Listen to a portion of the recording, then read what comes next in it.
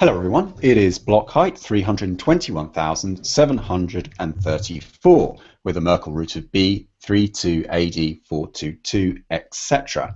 And today I'm coming to you really with an open question. I've got a bit of a moral dilemma. So today saw the release of a documentary by BBC Click, which is a channel, a program that is aired in the UK that centers around technology. They came into the Bitcoin squat a couple of days ago on the 15th to 16th of September to interview Amir Tarki and Peter Todd around the Dark Wallet project. I was there in attendance and I was kind of watching it. I was taking some pictures of the crew as they were doing the filming, and partway through the filming, I noticed that Jen, who was doing the interview, was starting to spin the questions in a certain way, such that I sort of started to get a bit anxious about what her agenda might be. I was worried that she was trying to cast Amir and Peter particularly in a very kind of extreme way, that they were kind of up to no good, that they were reckless, that they were trying to facilitate terrorism, essentially, by allowing organizations like ISIS to be able to receive anonymous payments on the internet using Amir Tarki's dark wallet. Now, it is clear, I should make clear at the outset that this is Amir here. He did actually send Jen a copy of this document, which we have not authenticated, but claims to be a PDF, which says that ISIS, the terrorist group ISIS, actually support dark wallet and think that, you know, they're hoping that eventually they'll be able to use it to help fund the jihad. And therefore she was kind of asking these sort of baiting questions about, like, well, what would you do if ISIS, for example, were to raise money using dark wallet and then fund a nuclear, you know, a nuclear kind of attack on the West? How would you feel about that? Would you intervene, or would you try to stop it in any way? So I started recording it in a kind of, you know, I just opened up Evernote on my phone and I started recording it. And then as things progressed, they actually came in on a second day. I started to film it with video using, like, I put a lens on my phone so I can kind of shoot like wide angle stuff, and I started filming it because I felt like they kept trying to push this agenda, and B, because I felt like there were some really interesting things going on and I wanted a personal record of this conversation. Now, on day two, it should have been clear that I was recording, because I was like holding the phone up like overtly, like you could see that I was filming, and Jen kind of looked at me.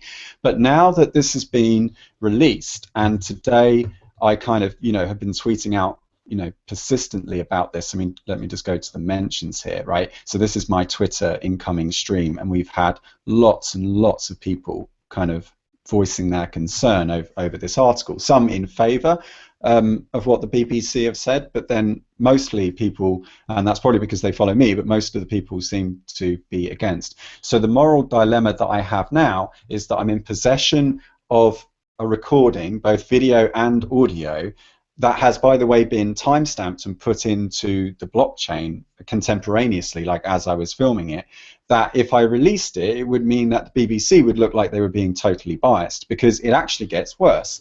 This is I can't play this for copyright reasons, but this is the full version of the episode, which they juxtapose with a service known as Bellingcat. Now, Bellingcat, I hope you're still with me, Bellingcat is like this open source, crowdsourced citizen investigative platform which lets people go off and fact check certain claims that are made within the media.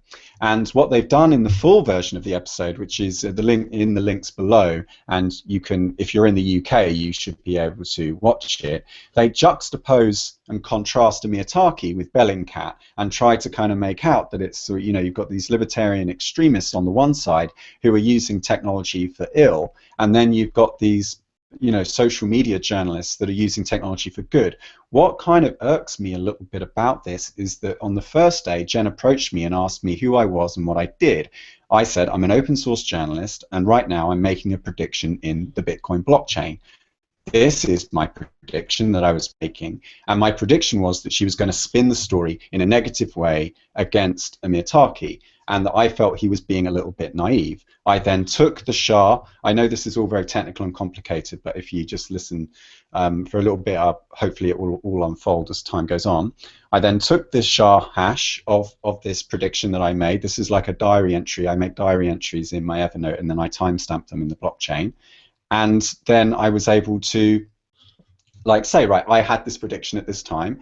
This was my intention in recording your documentary behind the scenes, and this is what motivated me to do that. I was motivated because I noticed you were trying to spin and trying to get sound bites out of both Peter and Amir that I felt was not really faithful or representative of the whole truth. I think the conclusion, where I am at the moment, my current conclusion, is that the BBC have just been a victim of what's known as concision in the media. So media studies, you have this idea of concision, which is that you've only got 15 minutes to tell that story. The problem was that this issue takes many, many hours, if not days, for people to explore, because it has all kinds of ramifications. You can't just condense this into 15 minutes. And you certainly, in my view, shouldn't be contrasting it with another group of technologists at Bellingcat who actually could be using Bitcoin not only to fundraise, but they could be using it as proof of publication, like I have been, to ensure their anonymity and to protect themselves against censorship. So in my view anyway, this is a completely misrepresentative documentary. My opinion at the moment is that Jen had probably had a meeting before the interview. They probably already decided on how they were going to tell this story, and that turning up to the squat was basically just a drill exercise where once we're there, we now have to get this soundbite. We need him to say this, which is why they kept persistently asking questions about counterfactuals, like, what would happen if they did this? Would you do anything to stop them if that?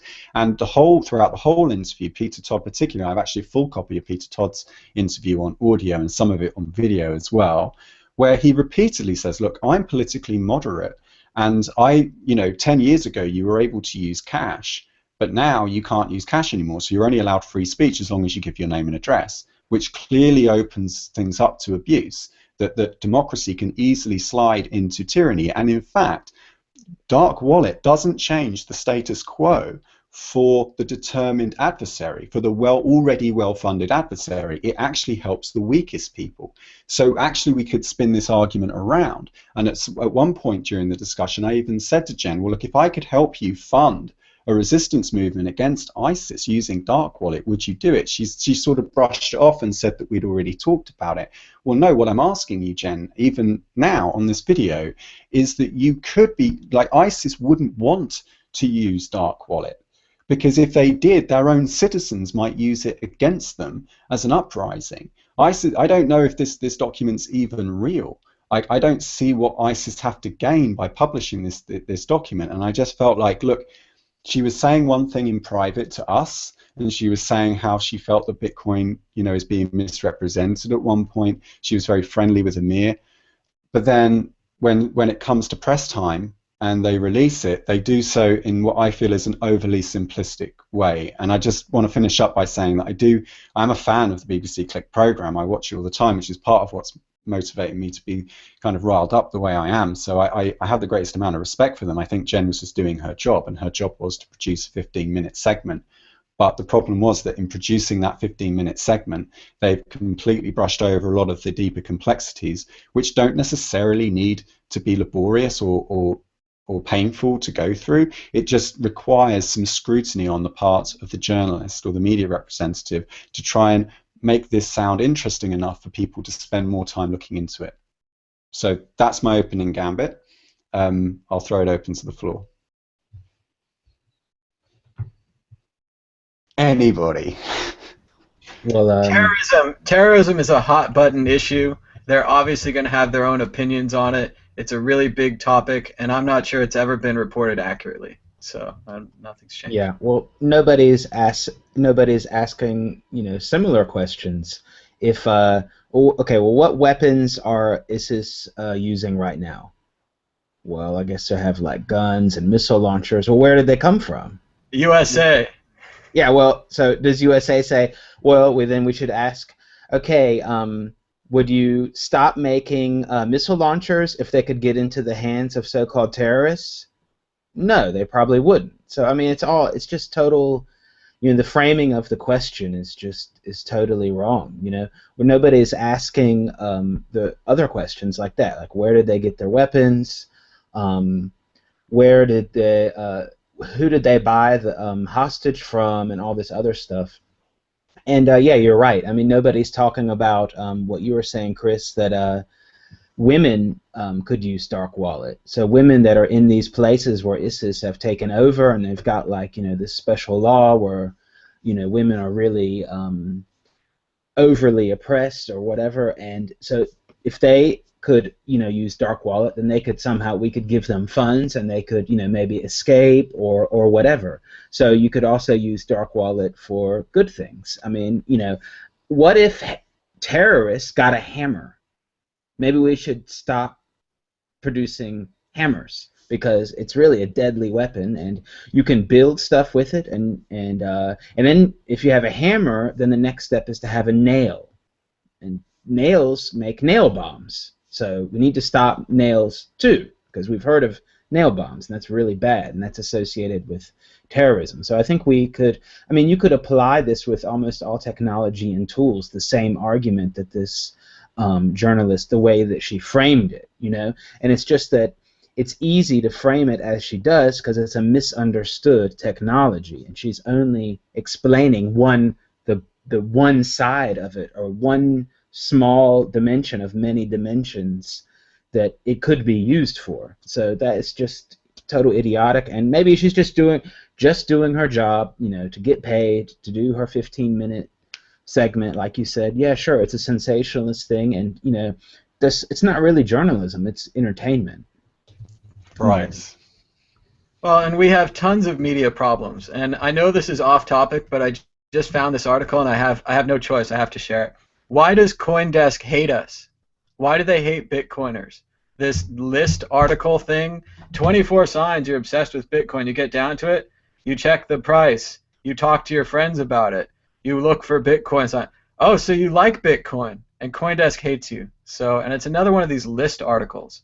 They're just dumbing it down like it's the lowest common denominator. So I don't know what you expect from BBC. It's about the same. Okay, so just so we don't go off topic, then I want to segue that. So that style of article that you're talking about there, Tom, that list style, is all for SEO.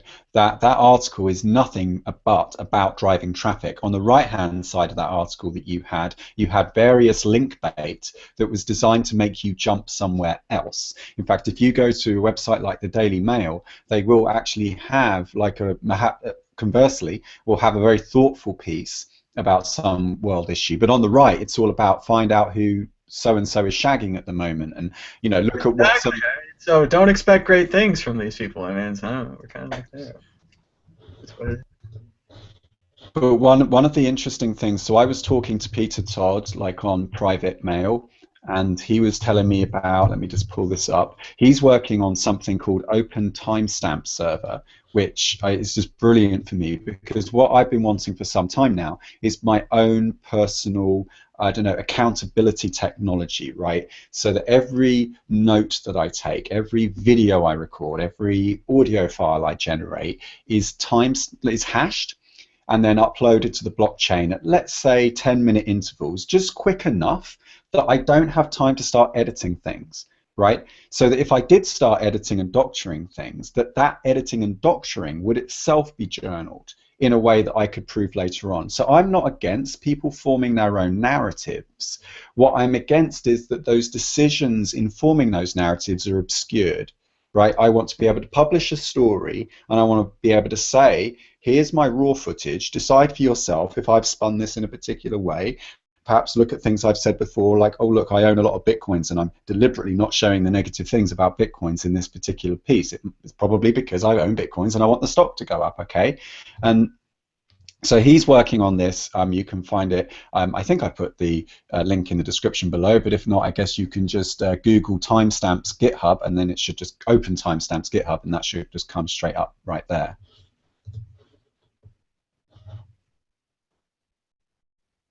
So I just in the chat with other people on the show, they mentioned, because I totally forgot that point, that BBC is public, so it's funded by tax money from the UK, and probably from people from Scotland are also paying for it. Yes, So just as a reminder, so this is the kind of things you get for this so-called public good or whatever. I mean, okay, I think that also you said it before, Chris. BBC doesn't also has cool stuff like, I don't know, entertaining or whatever. I remember when I was a kid, we even watched some shows that were on BBC because in America you don't always get everything. But anyway, this is the kind of stuff that is an example of what your tax money is being paid for. This kind of crap, and if it's funded by the state, then that can't be. People have to use their brain and say, okay, that's coming from a certain perspective.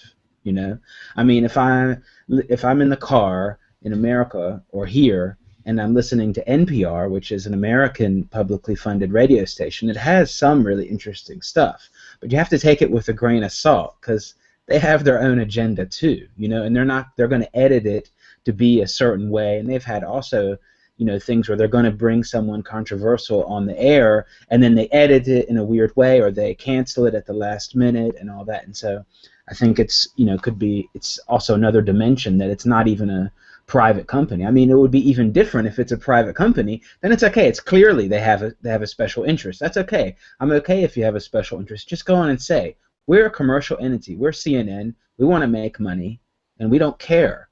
This is pure entertainment. We got to have ad revenue. That's okay, but it's a public thing, and they don't have to live off ad revenue, and they're still producing this kind of entertainment journalism.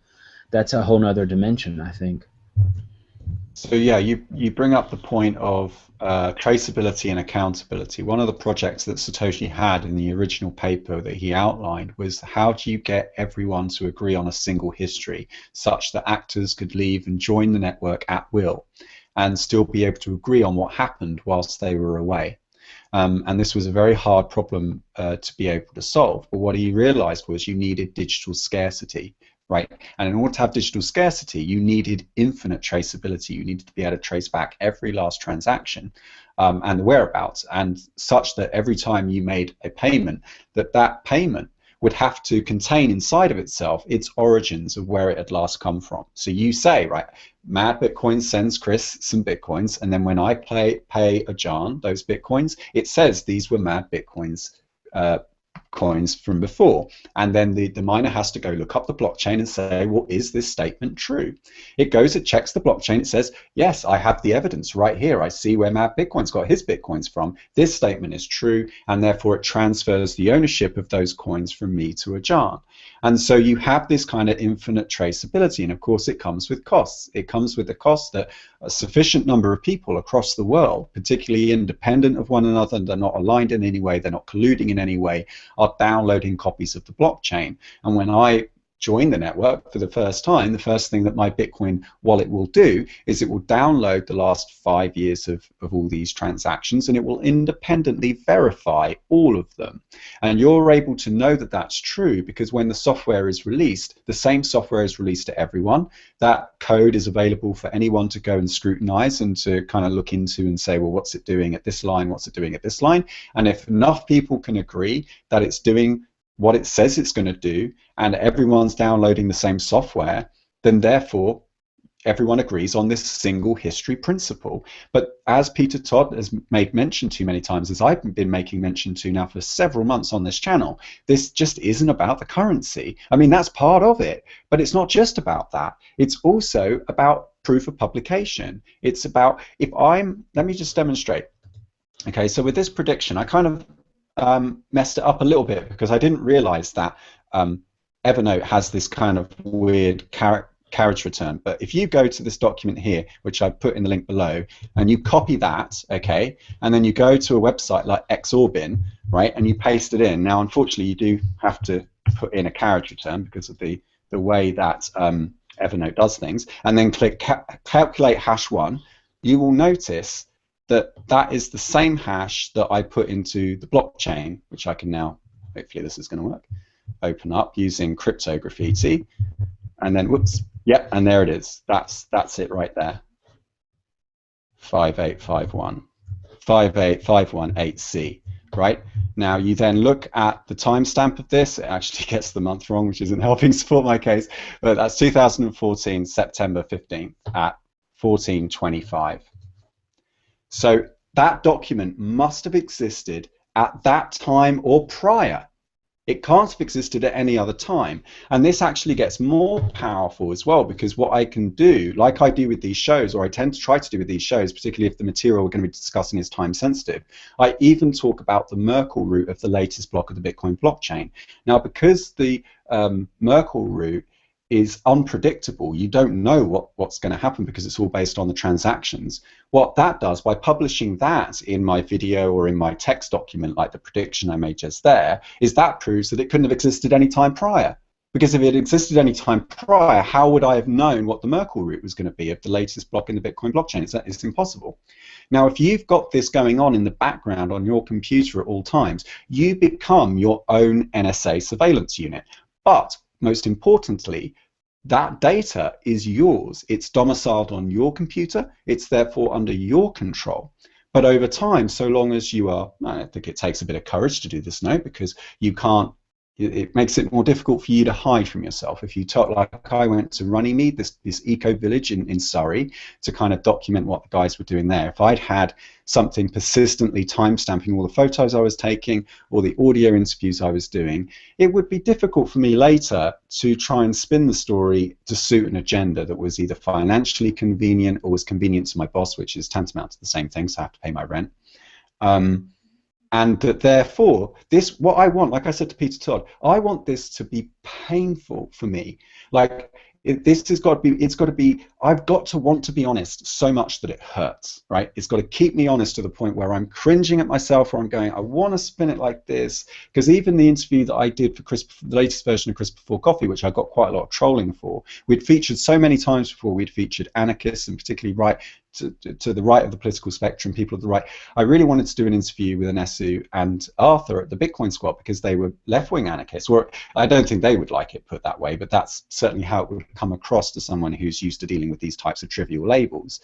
And throughout the whole editing process, I was like, maybe I should edit the bit out where Arthur gets a little bit kind of over the top with it. But I was like, no, because if I do that, I'm reneging. Like, oh, no.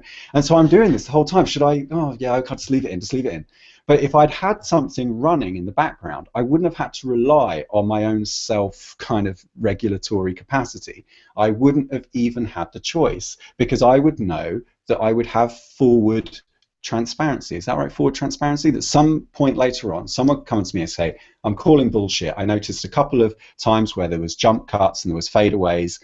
Could you please just show me, or show someone credible, a counterparty that we can both nominate, to check the raw footage? Because I just want to know, like, did you edit that bit, or did you not?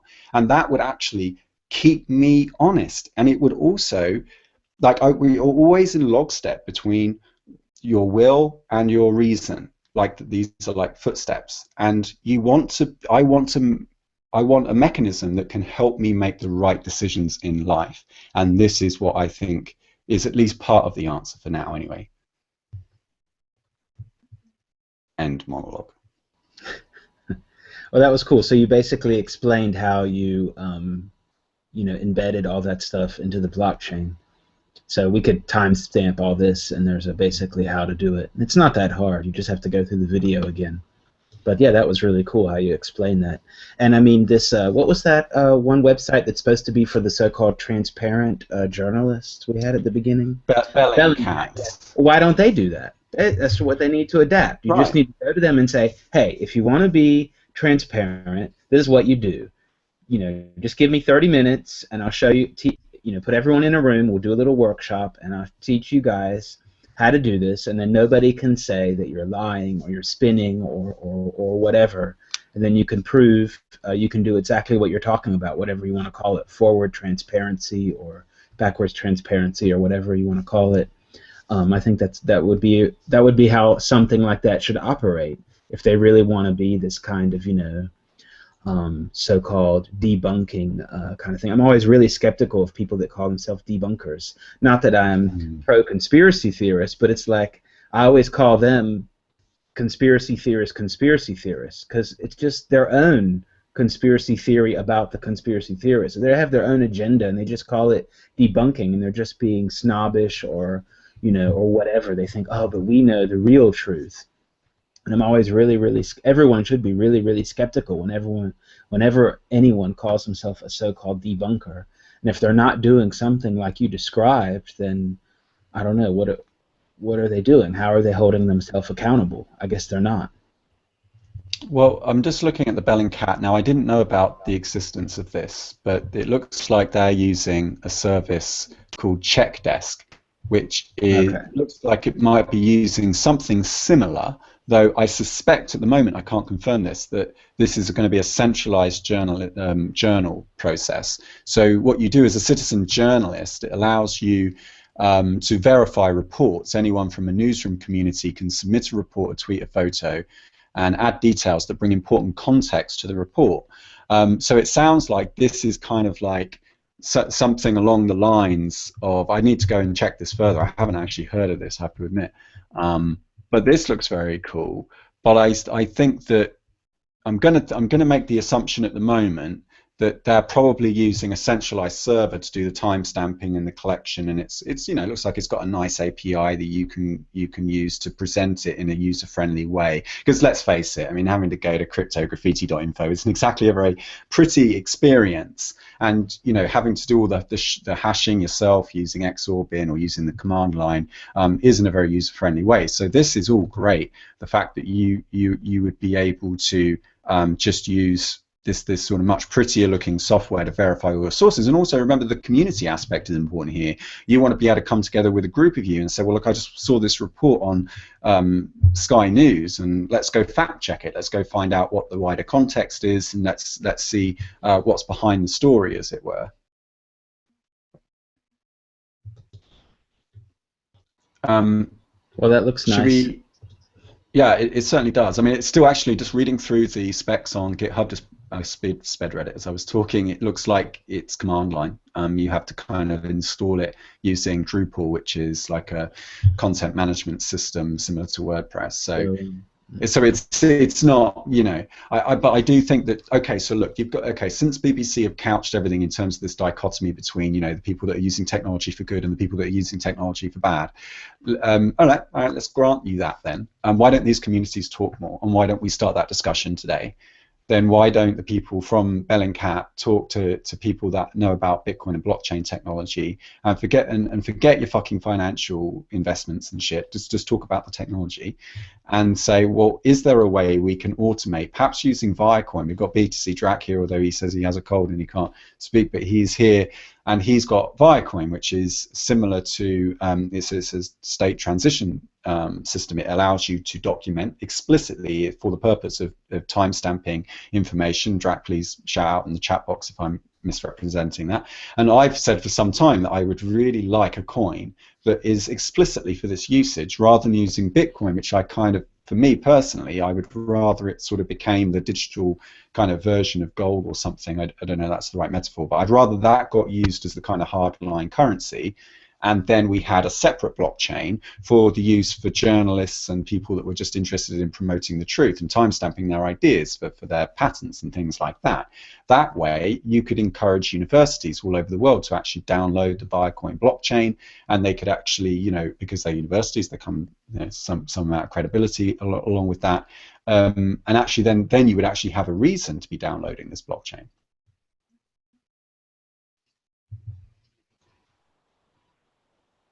Anyone else?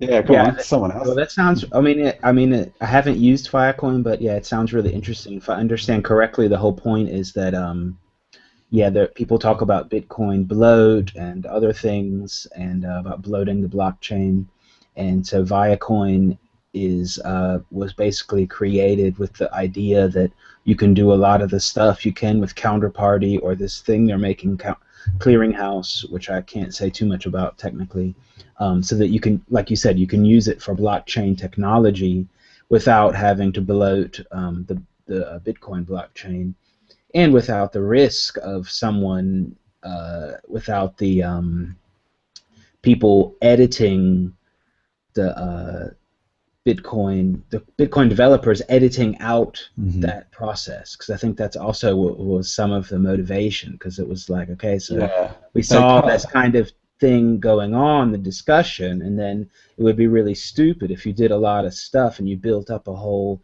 clearinghouse or whatever, and then the core developers were like, well, wait a minute, you didn't ask us. And, well, that's actually what happened with Jeff Garzik and Luke Jr. when Counterparty launched. Exactly. They said, well, hang on, you know, don't go that far. And then they curtailed the amount of data that you could put by half. They took it from 80 bytes down to 40 bytes per transaction. Exactly. And then what that was designed to do was designed to make Counterparty's life even more difficult. Now they've got to code, you know, they've got to put more in to try and raise the cost of doing it. Now, I don't necessarily want to come down on either side of that debate. I'm just saying that you're being very short-sighted if you think that this is all about currency. It's not. It's about how everything should have currency, that if I'm a witness to something, if I have an idea, that should be able to flow.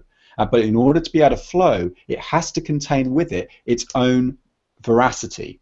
It has to be able to prove its own origins. Just like with every action that I take in my life, I further confirm my existence, yes, because I'm adding more and more evidence to the matter, the current state of the universe, that would suggest that Chris Ellis existed at this time, you know, in synchronicity with all these other events that were going on. And that's what I think these ideas need. That's what I think these reports need. They need to have something like a hash, which is a pointer. It means that this is now identifiable any time in the future. Well, I think that's the direction that a lot of these things are going. Some of the coins, okay, we got Viacoin, we got my favorite Doge Party, and I mean, it's laughable, but they're going.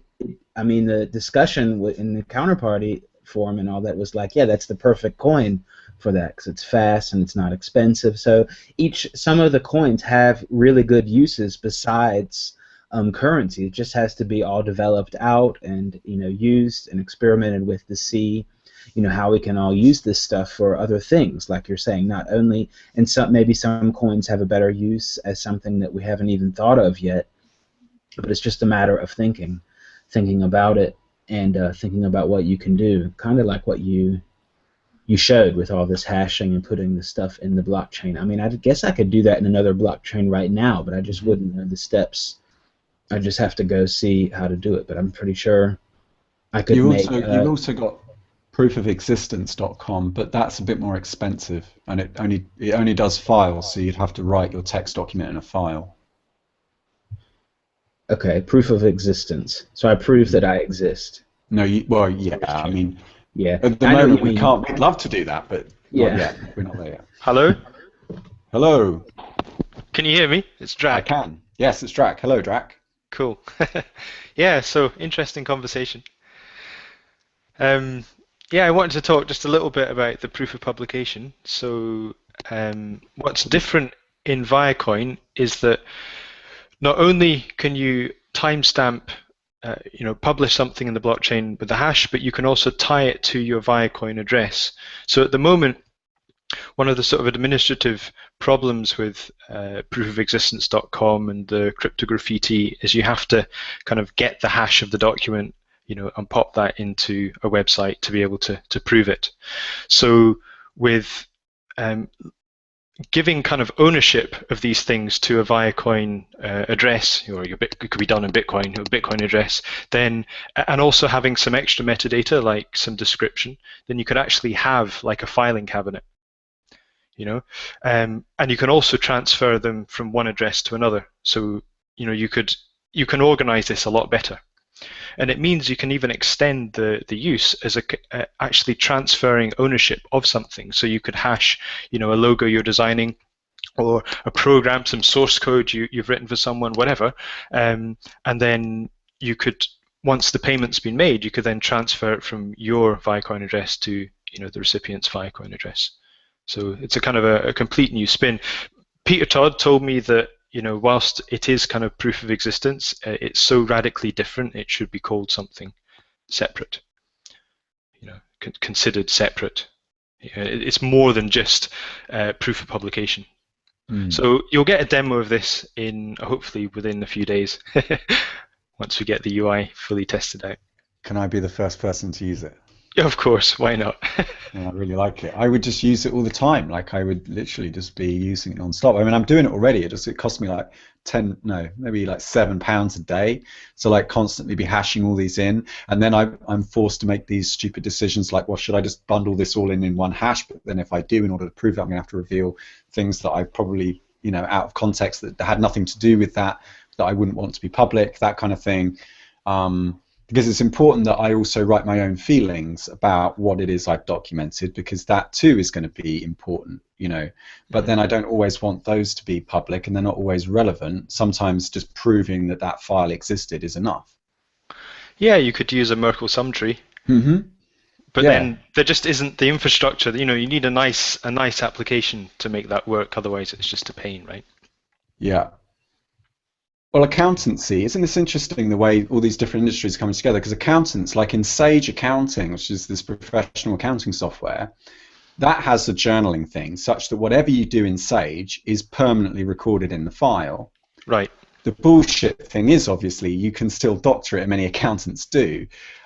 It's just that you have to create up a different session. You have to create 2 Sage files and then selectively add the entries that you want to be recorded. Any deletions that you make, of course, will be recorded as well. So people that have committed fraud have before gone to extreme lengths to fake an authentic looking Sage file, which also includes deletions, just to make it look plausible. Right? So that when they get investigated, it looks like, yeah, this is a real one that hasn't been edited. But what they've done is parallel construction, it's called in law, where you create the real truth on one Sage file, and then you create a documented narrative on the other Sage file, which requires someone to full-time just be selectively putting things over into the new Sage file. But with this, of course, if you had, what you're saying is you've got a Viacoin address that you'll just be able to keep using, and as such you are committing yourself to this never-ending chain, aren't you?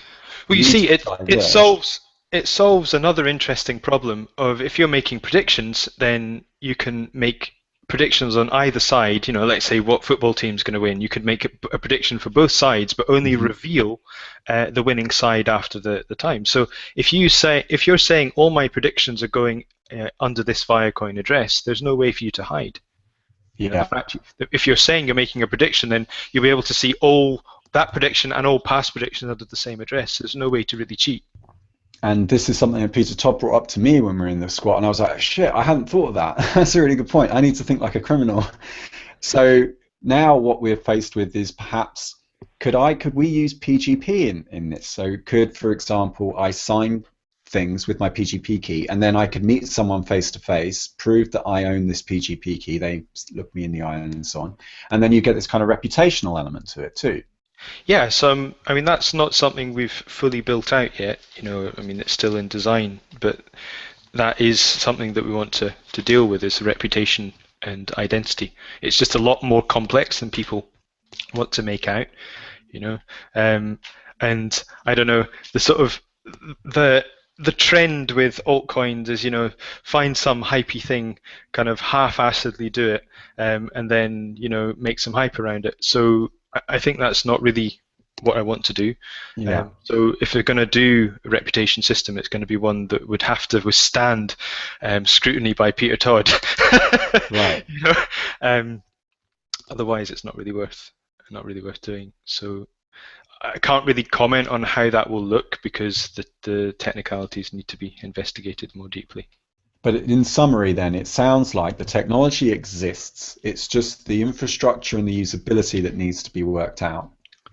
Well, it's more than that, because you see, centralized systems are very good. eBay is very, very good at being a reputation system, because you have a central authority you can trust. If you're talking about building this out in a completely decentralized system, then it has a whole bunch of difficult problems to solve, because how do you protect against it being gamed? So not only building up reputations that don't warrant it, but also attacking reputations, unfairly, that sort of thing. I mean, it's really much more complex than people would like to make out. Actually, a centralized system is actually better for these things. Yeah. So. Yep. So in a way, to echo a lot of what Peter said, who I've invited on the show, but obviously it's very last minute, is actually you want the right balance between centralized and decentralized systems. That's kind of the future we're looking at here. It's not either or. Possibly. I think I'm not really committing to say a centralized system is better, but the fact is centralized systems do work well for these things. And maybe there are ways to replicate these things in a decentralized manner, but they need to be done right, and I don't think there is a solution yet for identity and reputation management that doesn't involve some kind of centralization. So, like one of the problems you've got with this whole, there's this whole colored coins idea, is that, and I'm talking about colored coins in the sense of abstracting that you have a coin that represents something in the real world. The problem with those systems is they're really just fancy accounting, because how do you know? You may account for it on the blockchain, but how do you know it's actually happened in real life? Right? So I'll give you an example. So the next thing that we've developed is called custody chains. So the blockchain notary, this is the thing you'll be the first person to use. So you can hash, you can publish some data in the blockchain and have it tied to your Viacoin address, and you can then send it from one Viacoin address to another. So there's a sense of ownership, a sense of the ability to transfer. But what if you need proof of delivery, proof of receipt? So, you order something from Amazon, then if you didn't sign for it, you could just tell Amazon that it never arrived. Then Amazon would be like, well, where did it go? They'd be looking for, someone to blame, right? Is it the courier's company? Was it an employee's, or was it you?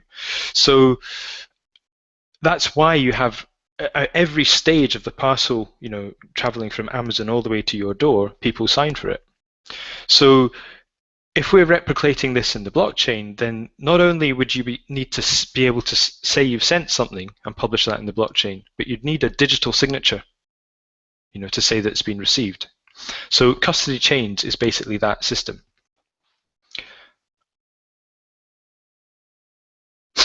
Right, okay, that makes a lot of sense, because at the moment companies like Amazon and eBay don't enjoy that part of the mediation process they end up getting embroiled with, and nearly always side with the consumer and not the seller. And it has been alleged before that eBay it's actually not profitable to be an eBay seller unless you're willing to have the costs, the burden of costs of refunding customers and making sure that your reputation is well protected, etc. Right, yeah. So we've got some other people on the show as well. Bitcoin SG, I don't know if you're there. Nope, just here along for the ride. And also Acharn as well. We haven't heard from Acharn much. Yeah, well, the BBC, were they there for 2 full days? No, I would say 2 kind of 4 or 5 hour segments each. And how many people were there to produce this 15-minute video? 2, a cameraman and Jen. So they obviously wanted to have the anarchy squat element, or they could have invited Amir and Peter Todd to their studio, which would have saved the public a lot of money. Yeah, I think they probably wanted it in context. I think they probably wanted it within a context, and I'm sure Amir wanted them to be there as well, because he can be his own worst enemy at times.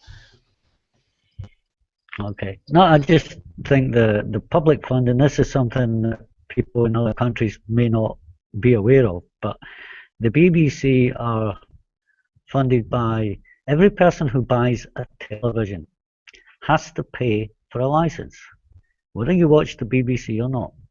So the one advantage of that was no advertising, unless it's advertising for the BBC. But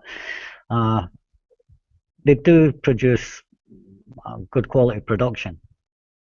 But I'd be interested to find out how much they actually spent to produce this Click episode that they have went in with their own agenda or someone else's agenda, and the full intention was to make it look for the terrorist angle and ISIS and that lot. It doesn't matter what ISIS use. The fact is they're buying guns and munitions that are produced under licenses by government already, and that should be regulated. So how do they get all these anti-tank missiles and stuff? And if Click are interested, why don't you come and interview charities that want to use donations and other things? Why does the public accountability and the blockchain have to be overshadowed by people wishing to remain anonymous, which a lot of donors do want to remain anonymous? Not everybody wants to be seen to hand out the money.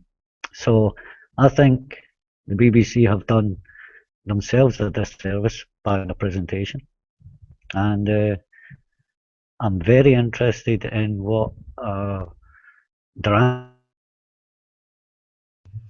Drak, yeah. Oh, looks like we've lost you. Okay, whilst John's trying to fix his internet, we've got a few questions, the NSA. We've got a few questions come in, but just before we do, I want to make sure, because one of the purposes of the World Crypto Network, and certainly the work that I do, is to leave you with more than what you came here with. So you should feel like you've learned more, that you've got material that you can go away, that you can dig into and make yourself smarter about a lot of the issues that we're discussing. I hope I put this in the description below. If I didn't, then I will, and if I don't, you should pester me to do so. But this is the Unsystem wiki. Unsystem is the, well, sort of the anarchist organization, I guess, that produces dark wallets. And this is how stealth addresses work. This is pretty technical. If you're not technical, you can go to our Bitcoin on Reddit, which explains it in slightly better way. But it essentially allows you to use existing Bitcoin technology without the need for the core Bitcoin developers to change anything, in such a way that person A could send some Bitcoins to person B without any third party knowing about it. They do that by sharing a secret. Could be just a word. You could just exchange a word or something when you meet face to face. And then what it does is it allows for you to share a private key and divide the coins up between you. Now, my understanding currently is that when you then spend those coins via dark wallets, I believe then you do create something on the blockchain for a third party to investigate, but then I think the plan is to use extra software like CoinJoin that then mixes up those transactions through a network of people that would then make it very, very difficult for an investigator later on to prove that you were the person that sent those coins from A to B. Really, you have to remember, this is not a black and white issue. I think Peter Todd mentioned this in his interview. I don't think it made it into the final cut. But there isn't a bright line distinction between anonymity and pseudonymity. At the moment, and I raised this as well when the BBC were there, again, not included in the final, was that Bitcoin doesn't give you anonymity, it gives you pseudonymity. Your actions are masquerading behind a series of numbers and letters, such that it is difficult but not impossible for someone later on with a certain amount of energy and time to go through the blockchain and say, okay, I can recognize a certain amount of what's known as taint. That they can see that if these two different addresses keep exchanging coins, that therefore you could say on a balance of probabilities to a judge in a court, for example, that this is in fact the same person, or the fact that this person is connected to this person. Often that's done with the amounts. If you see 25 Bitcoins go from here and 25 Bitcoins go from here, and then later on you see that someone spent the address from the second account to a coffee shop that you know that person to be a regular, a patron of, then you could say, right, well, this person is clearly this, and a judge or a jury would then have to decide. I think what the dark wallet will do in practice is not make it impossible for someone to go through the blockchain and with enough time and dedication prove to a certain degree of probability. It just makes it harder for them. And to such an extent that if everyone were to start doing this, the NSA would just functionally be inept. They just wouldn't be able to do anything. They just don't have the amount of time and computational power to go through every single transaction. Now, sometimes I want to invest in my identity. I want people to, I don't care if someone knows that I spent money on a coffee in this shop. Maybe I want to help the owner. I want people to know that I like my coffee a certain way. But then other times, and Drak brought this up as well in the BBC documentary that didn't make the final cut, this isn't just about outlier examples like, nuclear weapons being bought by some terrorist group in Iraq. This is also about, like, what if I have an embarrassing medical condition, and what if, you know, the legitimate reasons. I mean, if everything needs to be transparent and open, why don't we all publish our PIN numbers, right? So clearly we can agree, I think we're mature enough at this stage to agree that certain things do need to be kept private, at least for a certain amount of time. I don't mind if everyone knows my PIN number from a year ago, because I've changed it. So that wouldn't really matter. And I should just say, and you know, in the interests of balance, some people on Twitter today did bring up some negative stuff about dark wallets, saying that Amir's a bit of an idiot and that, you know, he's kind of very extreme. And in particular, Daniel P. Barron, just want to hat tip you. You sent me this article both on dark wallet and also the Bitcoin taint to this guy Trilemma, who I've heard about before. I've been told that he's an epic troll. But look, anyway, I will post this in the links below as well, so you can go off and read it. He's basically saying, by the looks of it, that taint doesn't even exist. I haven't had time to read it all in full, but thank you to Daniel for sending that in. I will make sure that gets included in future discourse as well. So now let's go to some questions from the Q&A, and it looks like we had a question from Sumitra, who says that, hi all, I thought you had a copy of their recording. Oh, so you're addressing me. If you have a recording and their episode is out, you should release what you have. It's your property. So Sumitra is saying, look, I've got a copy of the recording, and that's true. And I've asked people on Twitter to say, like, what should I do? Peter Todd advised me in private, but not private anymore because I'm saying it in public, that I should probably just, as politeness, just go to the BBC and say, look, I am in possession of this. I have hashed it into the blockchain, and I'm going to invite the BBC to publish their footage first, because they've also got a copy, right? They had their own cameraman there with two microphones, at least two microphones that I could see. So they've got a copy of it too. And actually, maybe in the interests of transparency, the BBC could do a full-length documentary, or open up the content so that another third-party journalist can cut it together to show the nuance in the debate. Because one of the people that was featured on the interview was this chap here, Jamie Bartlett, who at the end of the interview kind of characterized dark wallet as being these extreme libertarians. Those are his words. And I sort of jumped in and said, well, you know, you're doing yourself a disservice there, because you're using these labels. And actually, there's more nuance to this. He then encouraged me to go off and read his book. I'm not going to promote his book on this show, but I will go off and read it so that I can see some of that nuance. But I still felt like that he was partaking in and facilitating what to me looked like, you know, some irresponsible journalism, that they were publishing a very complex issue into a 15-minute segment. So I'm just going to hold off at the moment, Sumitra, publishing that stuff, because I want to at least give the BBC a few days, if not a bit longer, to kind of respond. And maybe, I don't know, maybe they say, okay, look, fair enough. Let's release that. Let's do something we've never done before. Let's release all this out, and let's actually go through it and dig into some of these complex issues. And we've had some other questions. And Chad Crypto says, good point, Theo. The terrorist breath, I think.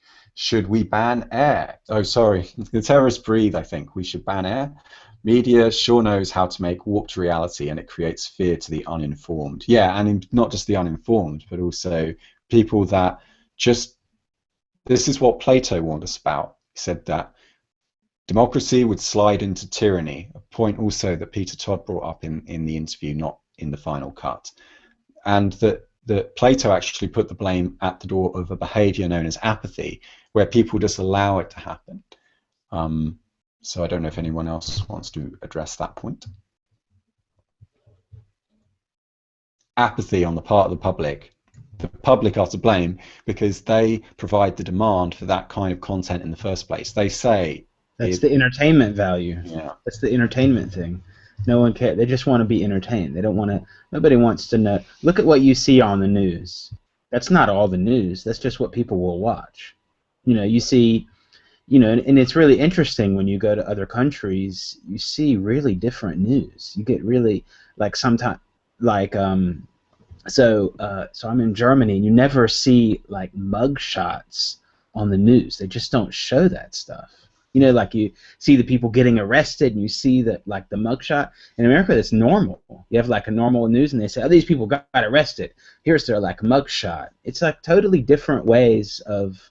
I'm not saying the media here is good, not at all. I'm just saying there's different ways to show things, and they're just catering to what they think the audience wants. And if the audience is apathetic, then they're going to get apathetic news because that's what's going to bring the ad revenue.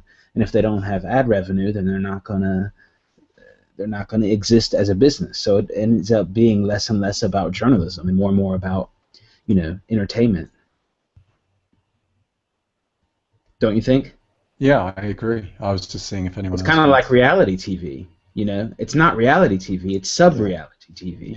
Yeah. That's the same thing like the news. It's not really news. It's kind of like sub-news, or I don't know what you could call sub-reality news, or some, I don't know, however you want to call it. But I mean, it's and we talked about that before sometimes, and that would be really cool for where you have like on the one hand, if you had a bunch of TVs, you could have like RT over here like blasting you, and then have BBC blasting you, and then Fox News blasting you here, and then maybe you would either go totally insane, or you would figure out the kind of middle ground, what might be somewhere near the truth. So what does this guy say?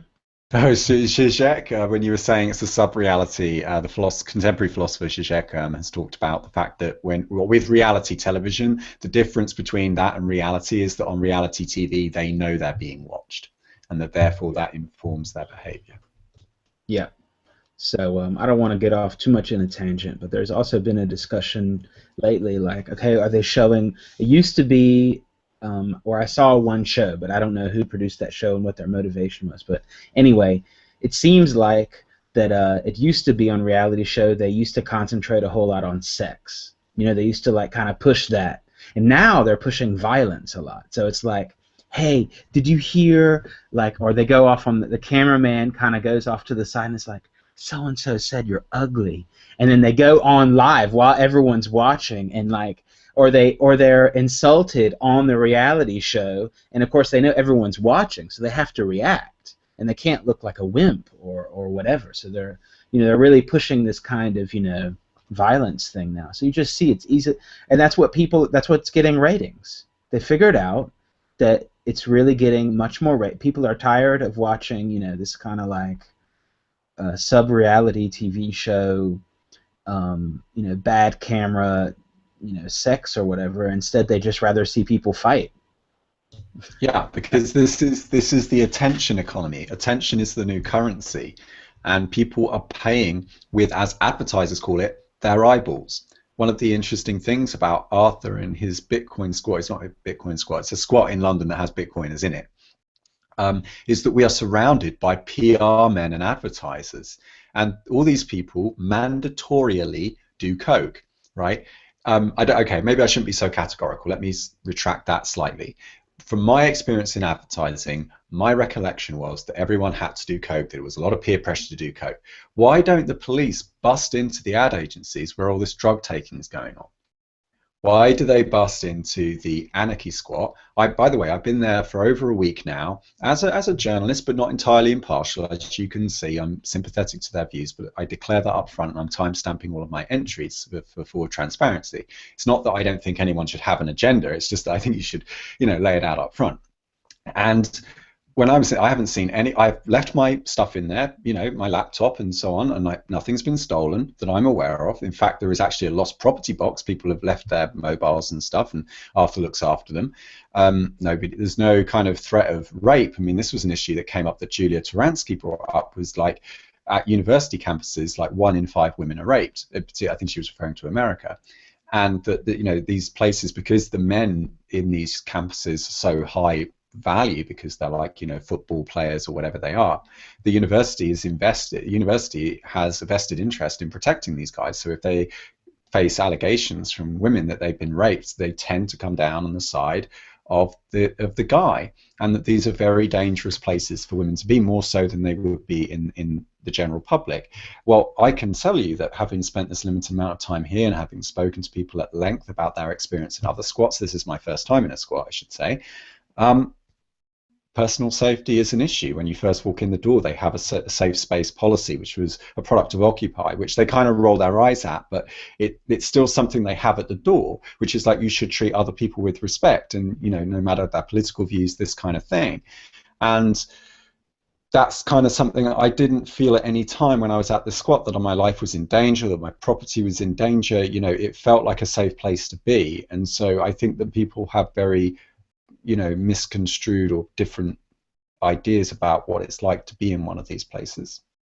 Yeah, I'd like to mention sort of my views of. I found, again, my first time being in a squat, I was absolutely astonished.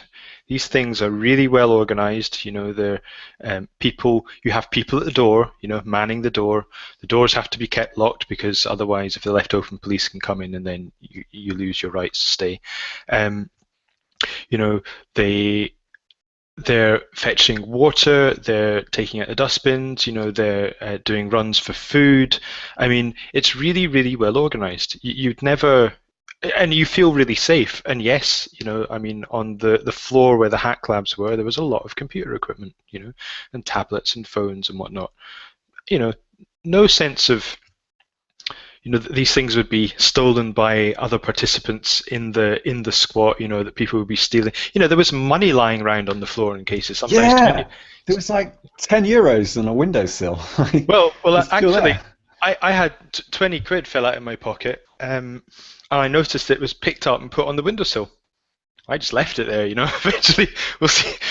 But I mean, it's really like that, the really, really good, honest people who just have a different way of life, and they are very, very capable and bright. Some very, very intelligent conversations. People really well read, well educated in some cases. Quite different. Maybe a squat, but definitely the stereotypes that apply, that people think of, dirty sort of drug havens or whatnot, are definitely not the case. I didn't even see any drug taking. Apparently there was some in the party on one of the nights, but I didn't see anything like that. Like, people just smoking. I mean, if anything, the worst thing I could say about the people I've spent my time with is they need to get better at organizing themselves. They're just like, they've all got these projects and they like talking about their projects, but from what I noticed, they just weren't. That's why I did the fundraiser for Arthur. I was like, look, if I can just give this guy a bit of a boost, right? I can just help him get some money. He can get a toolkit, get a headlamp. And he can, because what he does is he fixes stuff, yeah. Like, he goes in, he finds this unused property, millions of pounds worth of really good space that the owners aren't doing anything with, or the idea, I think the fear was that they were just trying to wait for it to degrade so they could sell it to a property developer for luxury apartments. And that actually in the squat you've got an interesting balance, because you've got some people who are genuinely homeless, some people that are practically homeless, i.e. homeless out of choice, and then you've got these kind of more privileged, middle-class hacker types that are kind of there because, well, Google Campus has turned into a bit of a shithole. Inside Bitcoins is just for people that can afford £600 tickets, and that this sort of VC class has turned into the kind of the de facto aristocracy now. And actually, we want to keep shit real, right? Like, we just want to hang out and be with real people, because this is the reality. And just because we choose to turn the other way for the most part doesn't mean that it's not a part of our world. Right. So, where does that leave us? Let's see if we've got any other questions. Be interesting to see if Jen wants to kind of get involved in this discussion. I doubt she will tonight. It's Saturday night. So yeah, I mean, Sumitri, you're saying that it's my recording, and I totally agree with you that it's mine. The only issue, ethically, not legally, is that I didn't make it explicit that I was recording it. Only time they would have noticed is on the second day, halfway through, I started holding up my phone and it had a lens on the phone. So, well, Chris, as far as I understand, declaring that you're recording is only applicable when you go to court. Yes. It is not. But also ethically, is it cool that I just do that? Like, she might turn around and go, well, out of politeness, you should have just told me that you were doing that. Otherwise, it's like entrapment. Yeah, but I mean, you could say, out of politeness, they could say, hey guys, we're going to spin this, in sort of quite a nasty way. right? I think, you know, the truth is the truth. I mean, when you're in a war zone, or when Ferguson, you know, when police officers were abusing their power, was it right for citizens, moral for citizens to say, "Oh, excuse me, by the way, I'm filming you"? Of course not.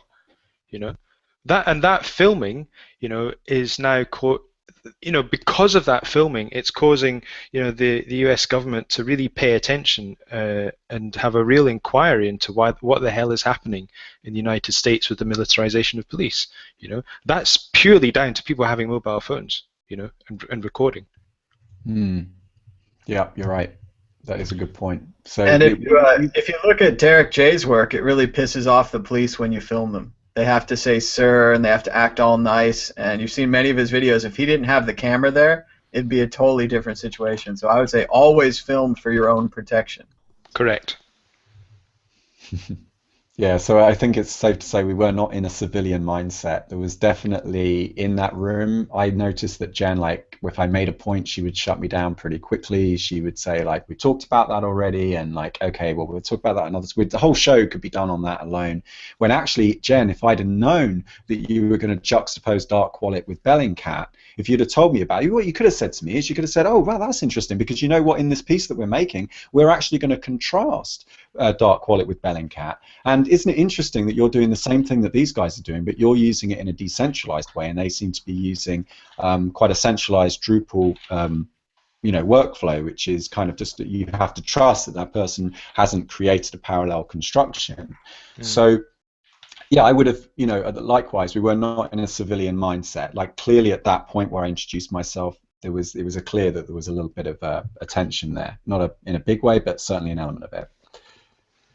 So Sumitra is saying, Drak, when is he going to get his T-shirt, man? When is he going to get it? The Viacoin T-shirts. Yeah, soon. TM. Soon, TM. but Butterfly Labs, 2 weeks TM. Yeah, exactly.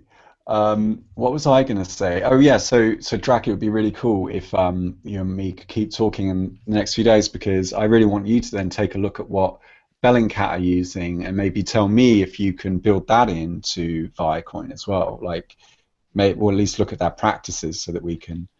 Sure. Because I noticed that Storify, which is another kind of meta kind of you can embed Instagram, lets you export once you've collated and you collected your timeline of all these different social media events like tweets and photos and stuff. It actually lets you export it to HTML, just in case those links get taken down, because one of the problems obviously with the internet is that people can take down links.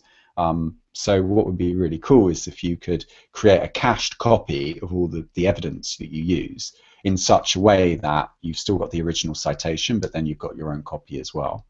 Sure, yeah. That would be good. I want to go ahead and tie these Bellingcat, which is really hard to say and spell, Bellingcat, and they're on Twitter, so I'm going to tip them $1 in Bitcoin, Sweet. And then if they accept it, then they'll be accepting Bitcoin, and then maybe the BBC will have to write a story about how these are two interrelated things. So there's $1. Great. And it's definitely needed, and I'm well into what they're about. This website. If only that had been brought up to us sooner, then we could have had a more constructive debate. So Sumitra is saying we see more ads than news on shows. It's about getting us distracted from important stuff and get into earning more money to buy unnecessary things. People don't have time to think. That's a good point. Time to think. I only have time to think because I opt out of the job market, and as a result, I have to live this kind of alternative lifestyle. That's a very good point.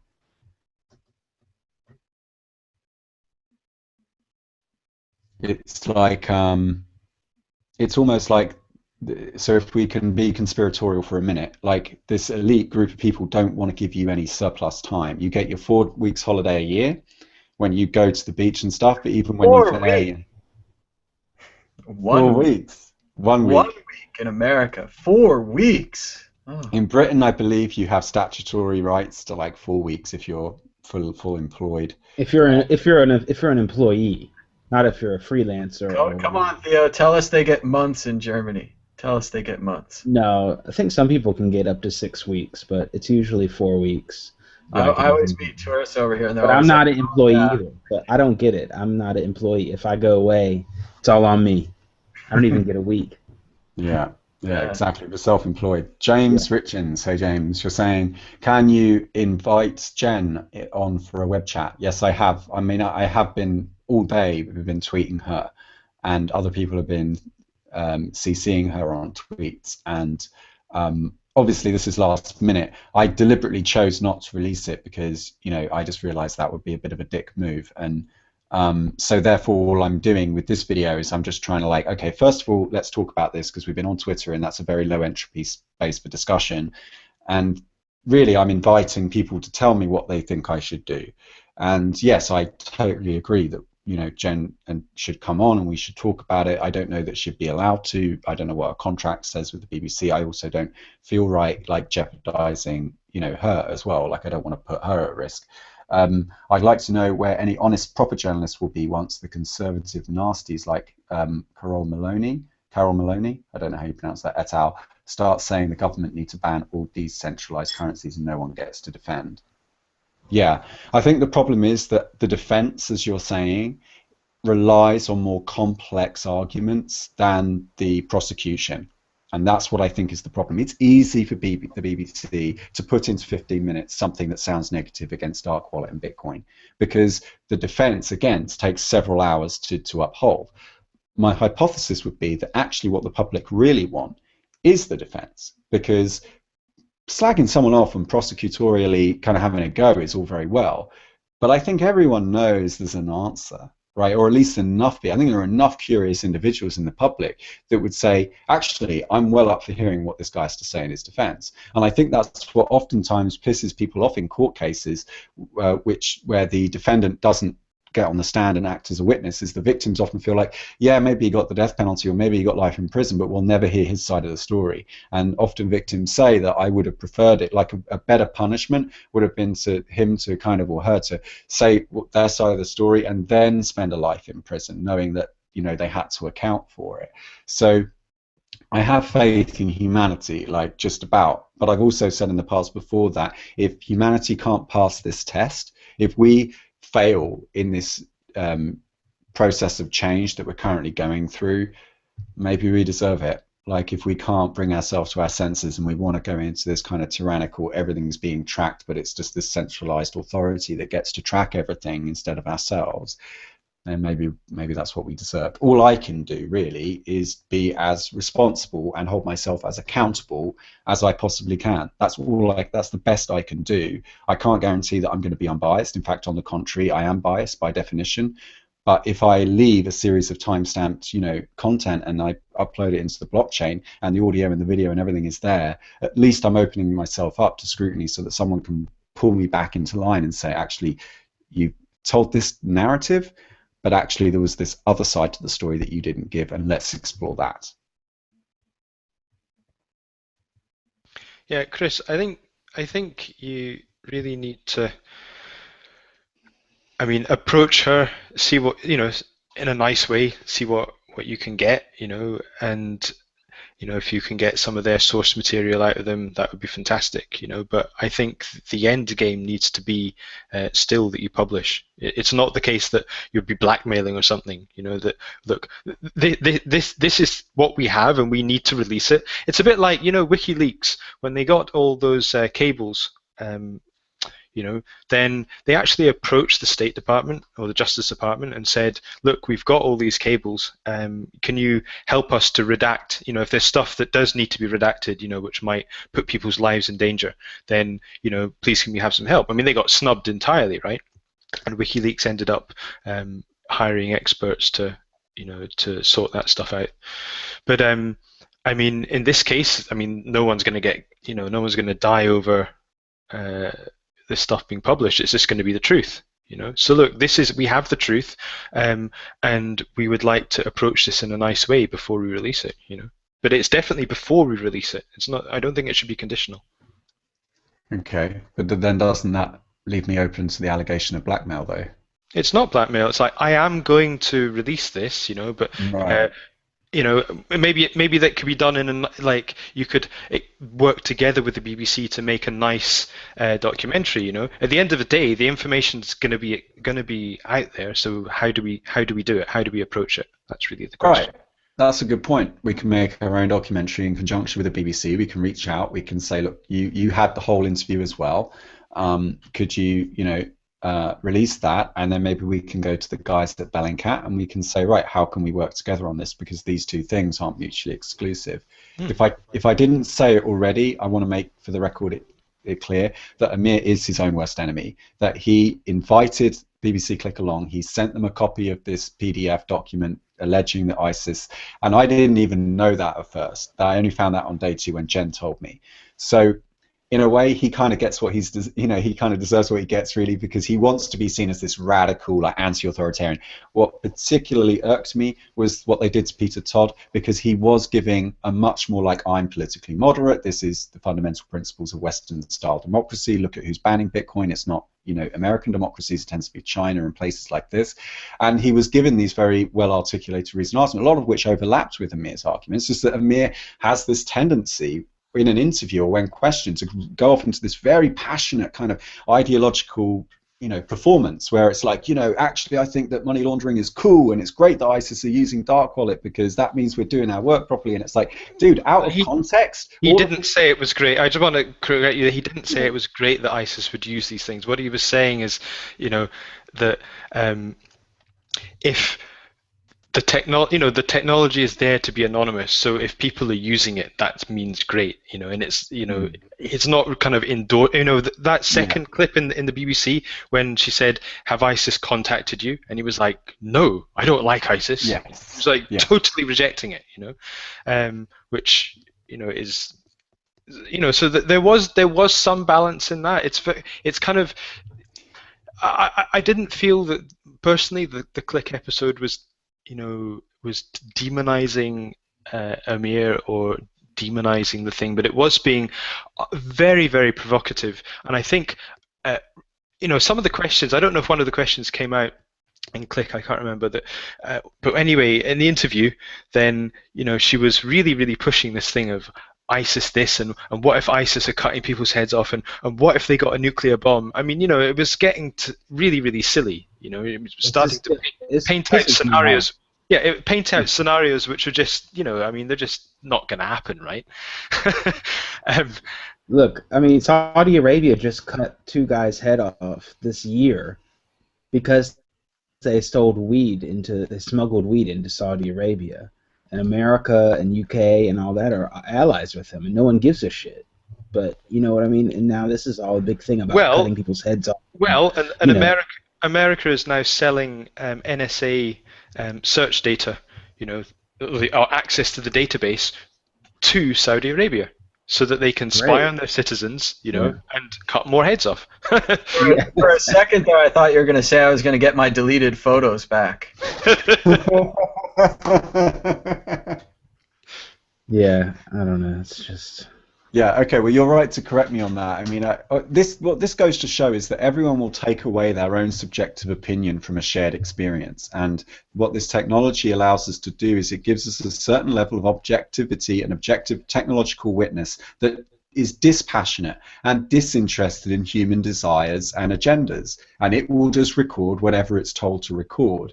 And I feel like now the next natural progression for this technology is some kind of time-stamping authentication that is decentralized and out of the hands of any counterparty that can then hold me contemporaneously accountable as I'm documenting what's in front of me, such that I might think twice before trying to spin things in a certain way. And of course that burdens me as a journalist, but I think it should burden me as a journalist. That's exactly what I want as a human being. So yeah, we've got some questions we didn't get to. Probably don't have time to get to them all, but I believe if I select and then answer them, I think they stay permanently with the video. So I'll do that now. And James is saying that Carol Maloney is a daily TV opining Daily Mail journalist like Calvin Mackenzie. So thanks for clearing that up. I actually don't like those kind of people, which is probably why I don't know about them. Any final thoughts while I'm time-stamping the Q&A?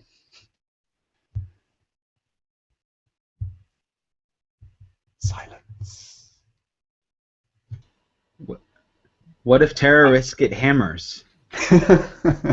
I know, it just feels like this is such a tired conversation. I know it's not new. It's happened so many times. It's just it happened. I think that it happens a lot with new things, that people don't totally get, and they see an opportunity to, put it.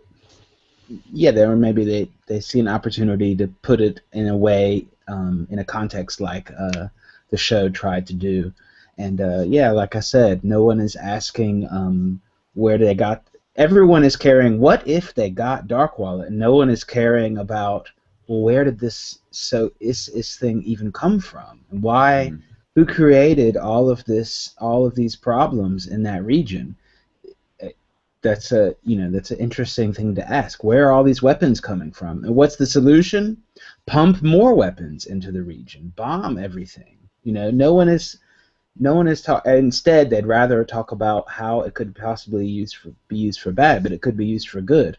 It could be used for people that live in Saudi Arabia that want to smuggle marijuana in and not get their head cut off because the Saudi Arabian government is using NSA databases that they bought with oil money. That would also be a good use for Dark Wallet, right?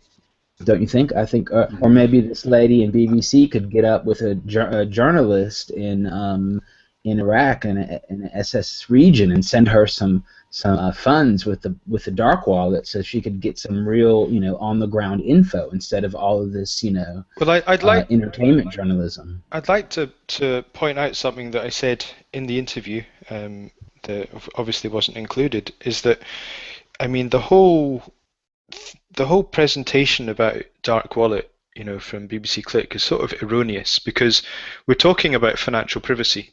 Now, even FinCEN during the Senate hearings said that financial privacy is really important. You don't expect when you go to the supermarket, you hand over your credit card or your bank card, and for the checkout girl to know how much money you earn, what you spend it on, and all of that, right? It's kind of, we expect that. Nobody expects that people to be able to pry into your financial records, but Bitcoin kind of does allow that. If I send you some money, then you can look back on the blockchain, and you might be able to ascertain, how much money I have, sort of thing, yeah, and what I'm spending my money on. It's possible, right? So that is a problem that Bitcoin has, and it's something that needs to be remedied. And all Dark Wallet is doing is adding a layer of obfuscation to this, where you're saying all payments get mixed by default. So therefore, you can follow the trail, but you'll never be able to tie a payment to a person because everything's mixed. And that is entirely in line with what FinCEN said during a Senate hearing under oath, that financial privacy is important and that Bitcoin doesn't have it. And not only that, FinCEN went on further to say that in fact they didn't need any extra laws at all because the existing regulations and their ability to investigate crimes was perfectly adequate for Bitcoin. So this whole thing about the BBC is spinning with Dark Wallet is entirely erroneous. Yeah, well said. Very well said. Acharn, did you have any final comments? I don't know if you can hear me. We have a storm in the background and the morning chants have started. So we can hear you. Yeah, I've been having internet problems, so that must have been the rain coming. So I agree with what Drak has been talking about. I think the BBC have definitely set out to show everybody in a bad light and the technology in a bad light. And Click is normally quite a good program. So it's sad that they'll stick to those levels. So I'll need to watch the show again and catch all the bits that I missed while I've been resetting my browser. Sorry I missed most of the show. Yeah, that's great. Thank you for being there. Now, Tom. I was just going to say, if you search for currency definition on the Google, it says the dollar was a strong currency. And this isn't a image or anything. This is a live Google search that I just did. So currency definition, the dollar was a strong currency. Yeah, very cool. And Tony Divine Celt on Twitter says, "Can I remind you, there's no more anonymous payment system than a good old cash. That argument is totally retarded." So I want to make sure I get Tony's views there because he's always. He was also offering that Amir should come to Scotland. That maybe Dark Wallet would have better luck with the Scots. So. Well, maybe. So I just want to say that, look, if I've been out of line or I'm doing anything wrong, please troll me on Twitter at Mr. Chris Ellis. You can also follow the network at World Crypto Network. I would just like to quote Spider-Man and say that, you know, great power comes to great responsibility. And just as Jen was trying to assert that people like Peter Todd have a kind of vaulted position as Bitcoin developers and have responsibility, so do you, Jen, because you work for a very large distributor of information called the BBC. You have a big audience and therefore you have a duty of care to them too. So with that, I will bid you goodbye, but please stay with us because I'm sure this issue is just going to keep coming up again in the future. Thank you and see you next time. Bye-bye.